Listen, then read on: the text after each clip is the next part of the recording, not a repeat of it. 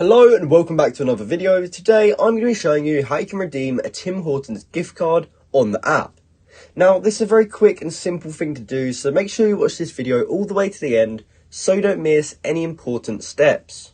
Now the first thing you want to do is actually open up the Tim Hortons app, and if you don't already have it, you can download it from the App Store. Now once you've done that, you want to log into your account, or if you don't yet have one, just go ahead and create an account.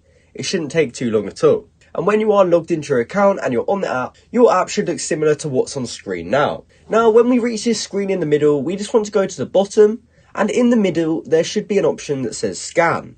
And once we've found that button that says scan, we can just go ahead and click on that. From there, we'll be able to scan for rewards, and we will have two options. We'll have a Tim's Rewards tab, and we'll also have a Tim's Card tab at the top. Now, since we're trying to redeem a gift card on the app, instead of choosing Tim's Rewards at the top, we just want to go ahead and select Tim's Card. Now, when you open up that tab, you will then have the option to actually redeem your gift card.